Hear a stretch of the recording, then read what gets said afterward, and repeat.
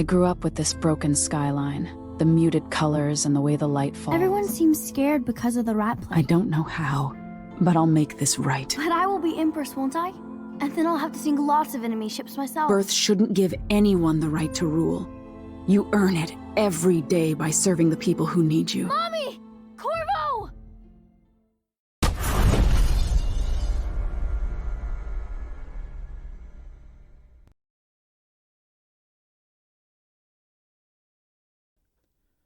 Emily Kaldwin, or more fully, Emily Delilah Kaldwin I, is the heir of Empress Jessamine of the Empire of the Isles in Dishonored 1, and Empress in Dishonored 2 until the coup in the opening scene.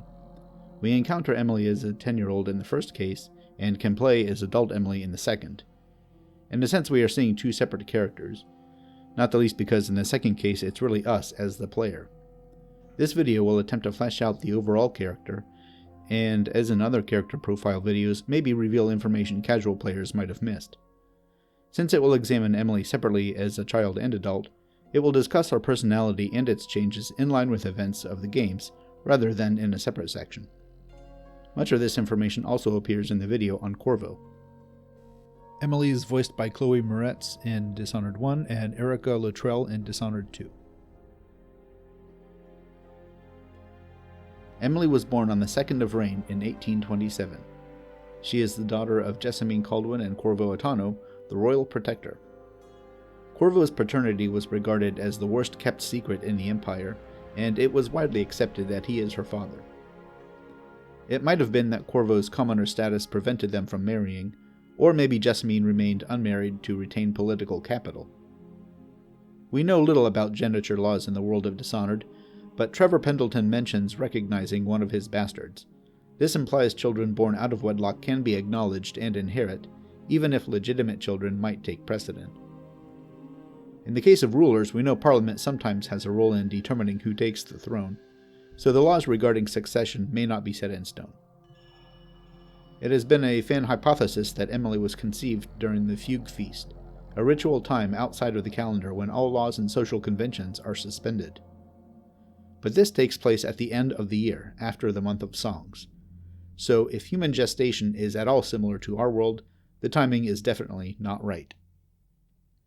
Emily grew up in Dunwall Tower, and as a naturally curious and adventurous child, came to explore and know every corner of the place, climbing the walls and playing hide-and-seek in its shadows.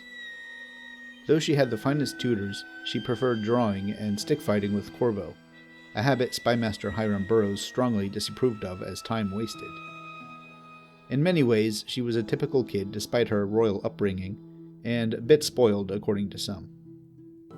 What few likely noticed is that much of her play with Corvo formed the basis of the stealth and combat training that would serve her so well in the future. It's not certain how intentional this was on Corvo's part, but given what we know of him, it was probably more than a little intentional. Of course, all that changed on the 18th of Earth in 1837. Fearing the discovery of his poverty eradication plan that caused the rat plague, Burrows hired the assassin Dowd to murder Jessamine and kidnap Emily, conveniently framing Corvo for the killing when he returned home 2 days early. While Corvo was being tortured in Coldridge Prison, Dowd delivered Emily to Morgan and Custis Pendleton, and then to Madame Prudence at the Golden Cat bathhouse. The plan was for Burrows, now Lord Regent, to execute Corvo, then magically produce Emily, ruling in her name as her rescuer. Tactically, it seems foolish to hold a hostage in so public a place with such a large amount of traffic, but it does make for interesting gameplay. Emily made 2 attempts to escape, which nearly succeeded. Prudence locked Emily in a top-floor room and secured the back alley VIP exit after that. There's even a video that uses a mod to possess Emily and walk her around the Golden Cat, and the NPC lines here reveal she's often found out of her room, annoying the employees. Hello, lady. Are you joining us? Well, hello. Another pretty Should we gather face for the whiskey and party. cigars tonight? After being rescued by Corvo, Emily remains at the Hound Pit's pub, drawing, hiding, and finding rooms. Her attitude is heavily reflective of the player's chaos level, with her comments and artwork growing darker the more people Corvo kills. Her drawings represent a way of processing the ongoing trauma she's subjected to. It is a bit odd that a 10-year-old is still writing letters backward, especially in her own name, but I guess that's why we got rid of lead-based paint. She reveals a lingering grief over her mother's death, and talking in her sleep she implies the outsider is visiting her dreams. Callista Kurnow is hired as her tutor and tries to instruct her properly, but both a lack of resources and Emily's preference for more interesting topics like sailing and sea witches makes this a frustrating task. Overall, though, Emily is understandably much more serious and somber in this part of the game. Though she says little out loud, she has a keen perception of the moods and unspoken attitudes of the loyalists around her, knowing when something's wrong or their situation shifts. At the end of Dishonored, the traitorous loyalists abscond with Emily to King Sparrow Island and quickly turn on each other. In low chaos, Havelock has her locked up in a room atop the lighthouse, where she firmly orders him to open the door, threatening him with punishments until he learns how to behave. Here at least she's beginning to grow into her role, even if she doesn't fully realize the situation. After being rescued again, she sees Corvo's example of careful and merciful action, and takes the throne as, eventually at least, a wise empress. In high chaos, Havelock has her at the end of a catwalk, ready to kill them both. After Corvo deals with him, Emily vows to have all her enemies killed and becomes a ruthless dictator. For obvious reasons, low chaos is the canonical choice. During all this, the witch Delilah plotted to possess Emily through her painting and rule in her body, only to be thwarted by Dowd. But Emily knew nothing of this, so the video won't spend time on these events.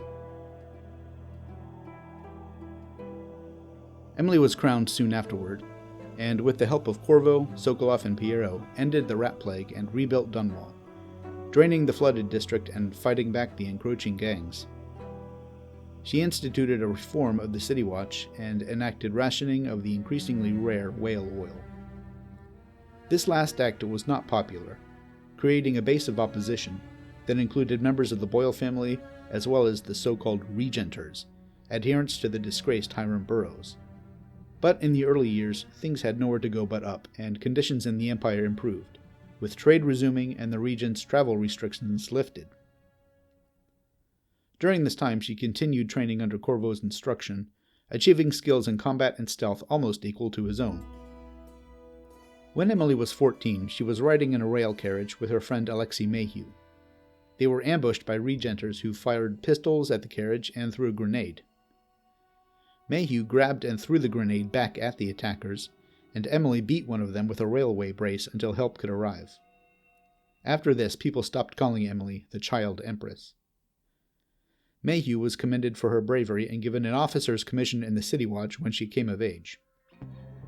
When Emily turned 18, she endured another attack, this one arranged by Corvo himself as a test of her fighting abilities. Emily overpowered 4 hired thugs, taking only a bloody nose, and proving she could handle herself. By 1851, at the age of 24, Emily has taken over much of the everyday business of ruling, though she doesn't enjoy it much.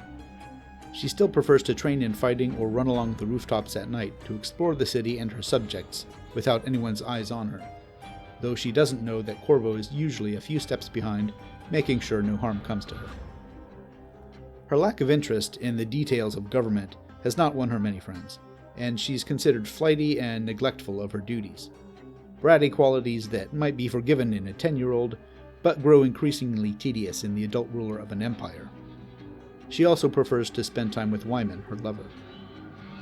Arkane's insistence on maintaining the gender ambiguity of this character has necessarily left us with frustratingly few details about this Morlean noble who's managed to capture Emily's heart, leaving a large gap in our understanding of the character. We do know that Wyman is, like Emily, disdainful of rigid court etiquette, and is head of a shadowy league of protectors who help guard the Empress's life. Emily's not entirely inept, however, possessing a keen sense of justice and acting perhaps impulsively against perceived wrongs. Though she dislikes giving speeches, her thoughts regarding the anniversary memorial show an understanding of what the common people respond to as opposed to the canned platitudes of bureaucrats. In the novel The Corroded Man, on one of her nighttime jaunts, Emily discovers grave robbers providing bones for the mysterious Tivian Zukov, who's crafting bone charms for some unknown purpose. Learning he intends to strike at the annual Boyle Masquerade Ball with the help of the Whaler Gang, she secretly attends the ball wearing a Black Sparrow costume, a reference to the developmental codename of Dishonored 2. Zukov and the Whalers overpower Corvo and the Overseers and unmask Emily while stealing bones from a whale skeleton stored under the manor. After killing Lydia Boyle, Zukov transports them to his slaughterhouse hideout to complete his final charm, a black mirror that can access the past to change the future. For this, he uses the twin-bladed knife we find in Death of the Outsider. Wanting to change history so that he rules Tivia, Zukov tempts Emily with saving her mother from assassination, but she sees that this timeline would also lead to the rat plague spreading to the whole empire. Corvo arrives, and together they shatter the mirror and kill Zukov with the knife. The slaughterhouse collapses into the river as soon as Corvo and Emily escape, and the knife disappears. After recovering from her ordeal, Emily keeps her Black Sparrow costume and modifies it into the very outfit we see her wearing at the beginning of Dishonored 2, minus the mask. Soon after these events, the Crown Killer murders began. High-profile political opponents were killed in gruesome ways, capturing the attention of Dunwall and its newspapers. As we know, this was the prelude to Delilah's coup, meant to frame Emily and Corvo for the crimes, and to appear they were slaughtering anyone who dared defy them, making Emily's reign even more unpopular. The final victim was Ichabod Boyle at the beginning of 1852, founder of an anti-rationing club. It's directly after this, the 18th of Earth, on the 15th anniversary of Jessamine's assassination, that Dishonored 2 begins.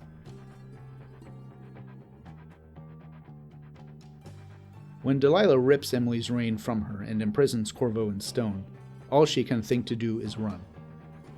Passing through her safe room, we can see the drawings she's kept from the time of the plague, as well as her mother's audiograph, showing the events of her childhood still haunt her. Meeting up with Billy Lurk under the name Megan Foster, she flees to Karnaca to uncover the truth of the conspiracy. While en route, the outsider offers his mark, which she accepts.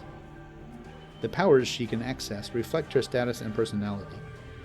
Powers like Domino, Shadow Walk, Mesmerize, and Doppelganger tie in somewhat to a royal's ability to influence crowds, to work in the shadows using infiltration and subterfuge. Using these powers, Emily rescues Anton Sokolov, deals with the Crown Killer, Karen Jindosh and Brianna Ashworth, restores Stilton's sanity, and finally deposes Duke Luca Abel and takes possession of Delilah's trapped soul. Emily's powers are discussed more in the video on the Marked. During these missions, which take about 2 months in total game lore, Emily's perspective begins to change, and she sees the pampered, neglectful life she's been allowed to lead, while others worked for, or as it happened, against her, while she was distracted with frivolities. As long as the silver flowed from Sarkonos, she was content to turn away from the exploitation the people increasingly suffered, until it stared her right in her masked face. This presents the main character growth arc in the game, and one of the ways in which it improves over the original, where Corvo remains mostly a static player, proxy character. If there's one way in which we can criticize Corvo's parenting, it might be in letting his daughter indulge in more athletic pursuits instead of the business of ruling, perhaps telling himself it was preparing her for attacks, without realizing attacks can come in many forms. Returning to a broken and ruined Dunwall to face Delilah and reclaim her throne, Emily learns the truth of Billy Lurk's role in her mother's death. In low chaos, Billy confesses, and Emily can partly forgive her or not. In high chaos, she will not confess, and if Emily searches her cabin and learns the truth from Dowd's audiograph, Billy will simply disappear from the deck of the dreadful whale. In low chaos, she has learned that her right to rule extends only so far as she can serve the needs of her people, while in high chaos, she's consumed with vengeance. In Dishonored 2, the heart is also chaos-dependent, and hearing Jessamine's disappointment if Emily becomes a serial killer is particularly devastating. Sokolov also comments on her body count. In dealing with Delilah, Emily can either kill her or trap her once again in one of her creations, this time without her knowing it. Letting her think she's won effectively means foregoing vengeance to do what's safest for everyone, since if anyone knows how to come back from the void, it's Delilah. In Low Chaos, Emily's final act is to free Corvo from Stone and resume her reign, now a wiser and hopefully more responsible ruler who pays more attention to the needs of the people. In High Chaos, she can choose to revive him or leave him safely encased in marble and rule as Emily the Vengeful. Once again, it is assumed that Low Chaos is the canonical choice. Around the time of Death of the Outsider, while Billy is reuniting with Dowd and fighting the cult, Emily deals with a new threat to the second rebuilding of Dunwall. In the comic The Peeress and the Price, the rat gang led by the psychopathic Luella Price is murdering reconstruction crews to spread chaos, and Democratic reformer Archibald Wainwright is advocating for the dissolution of the monarchy. He argues that whipping back and forth between wise and insane rulers is too destructive to be allowed to continue. Wainwright is the son of a notorious slumlord aristocrat who refused his seat in Parliament to take up the cause of those his father victimized. At first, Emily rejects Wainwright's arguments, believing it a cover for his own ambitions. When his speech turns less respectful toward Emily than Corvo would like, he casually threatens to send him to the bottom of the river. Price manipulates Wainwright for her own ends, using a popular riot as cover for bombings. Corvo is badly wounded in one of these at the clock tower, and while he recovers, Emily must face this new crisis alone. Price uses bone charms to nullify Emily's magical powers, but after tracking the gang to its hideout, uses the skills she's learned to defeat Price without magic. Rather than execute her, Emily sentences Price to a lifetime of helping rebuild the city she's damaged. Wainwright admits that, for the time being, Emily is the one to lead Dunwall back to prosperity, though it's unlikely he'll abandon his reformist ways entirely. Like Corvo, Emily is a player character who's defined by whatever actions you want her to take. But unlike Corvo, she has a pre-existing personality, and her childhood traits are extended into adulthood in order to serve as a starting point for her character arc. Her curiosity and adventurous spirit spill over into indifference to her official duties. But this is a perfect setup to develop the character into someone who must learn the importance of being an attentive, engaged ruler. The tragedies she faced at a young age have left her suspicious of people's motives and distrustful of flattering sycophants, and that resentment initially pushed her to disregard her role in governing. But when enemies came to take away everything she had, these same underlying traits spurred Emily into action to defend not just her title, but the people for whom she was responsible. So in a way, the brief coup made her a better leader. One could make a psychological argument that Emily's behavior reflects her ongoing grief. She cannot bear to step fully into her Empress role, because she's never fully gotten over the death of her mother. It took me some time to settle on the quote at the beginning of this video, but I think the one I ultimately chose, that wisdom is nothing more than healed pain, fits best because at the beginning of Dishonored 2, Emily has not yet healed. By the end of it, she has accepted the role, not that she was born to, but that she chose and finally healed into. In the Corvo video, I said that he's necessarily kind of a psychopath, partly as a result of the traumas of his life. Emily, on the other hand, is kind of a brat, but by the end of Dishonored 2, in Low Chaos at least, is less of a brat and might be on her way to fulfilling the Outsider's prediction at the end of Dishonored 1 of ultimately being remembered as Emily the Wise, Emily the Clever.